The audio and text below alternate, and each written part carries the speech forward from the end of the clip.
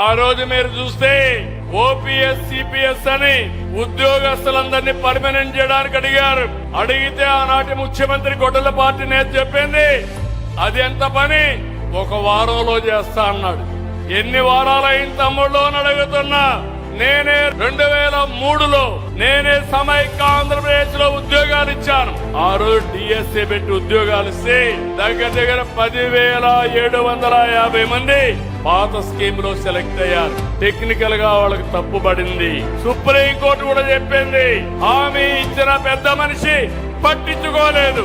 నేను హామీ ఇవ్వలేదు. ఇవ్వకపోయినా 10,750 మంది టిఎస్సీ అభ్యర్థులకి సిపిఎస్ నుంచి ఓపీఎస్ తీసుకొచ్చిన ఘనత ఈ తెలుగుదేశం ఎన్డీఏ ప్రభుత్వాన్ని.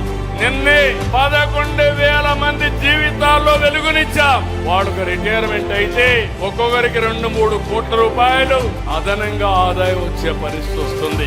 ప్రభుత్వానికి 30,000 కోట్లు అవుతుంది. పర్వాలేదు, వాళ్ళది న్యాయం పైన ఉండాలనే ఉద్దేశంతో సమస్య పరిష్కారం చేశామని మీ అందరికీ హామీ ఇస్తున్నా.